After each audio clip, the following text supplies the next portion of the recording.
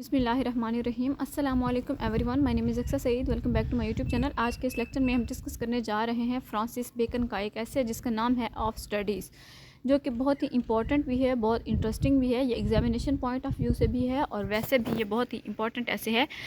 सबसे पहले हम बात करेंगे फ्रांसिस बेकन की। फ्रांसिस बेकन जो है वो पैदा हुए थे जनवरी 22 में 1561 में लंदन इंग्लैंड में, और इन हिज लेट टीन्स उन्होंने प्रैक्टिस किया था लॉ इन ट्रिनिटी कॉलेज में, और at the age of 23 he became a member of the House of Commons and during his career as counsellor and statesman Bacon often rode for the court, और इन्हें हम father of English ऐसे भी कहते हैं।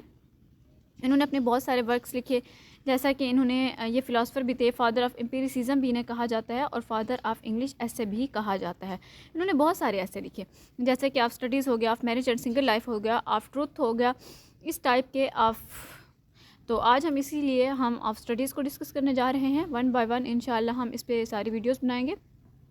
Kind of ऐसे कौन से थे, जैसे कि फॉर्मल ऐसे, इंटेलेक्चुअल डिस्कशन जिसमें फॉर्मल और सीरियस टोन होती थी कि किसी के माइंड को प्रिपेयर करना।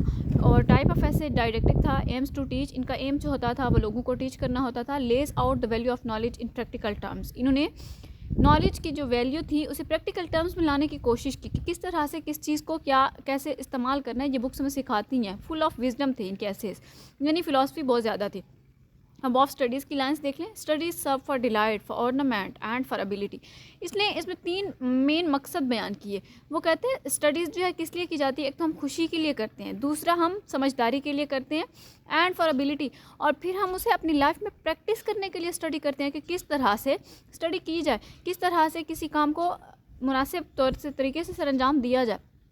वो कहते हैं bowling is good for the stone and range, shooting for the lungs and breast, gentle walking for the stomach, riding for the head and the like. तो वो कहते हैं कौन सा काम जो है किस तरह से ठीक होता है। लेकिन जो बुक्स हैं वो इंसान की जो है बहुत ज़्यादा एबिलिटी को बढ़ाती हैं कि किस तरह से हमने स्टडी करना है। जैसे कि वो कहते हैं सम बुक्स आर, ये उसकी बहुत ही फेमस कोटेशन है। वो कहते हैं कुछ बुक्स ऐसी होती हैं जिन्हें आप सिर्फ देखते हो, यानी कि थोड़ा सा जिस्ट लेते हो। Some are chewed, sorry some are swallowed, जिन्हें आप थोड़ा बहुत। उसके बाद वो कहते हैं but some just few are should be chewed and digested. कुछ ऐसे होते हैं जिन्हें आप पूरी तरह पढ़ते हो और ऐसे इस तरह से पढ़ते हो, इस तरह हजम करते हो कि जैसे आप एक एक वर्ड यानी आप छाप देते हो।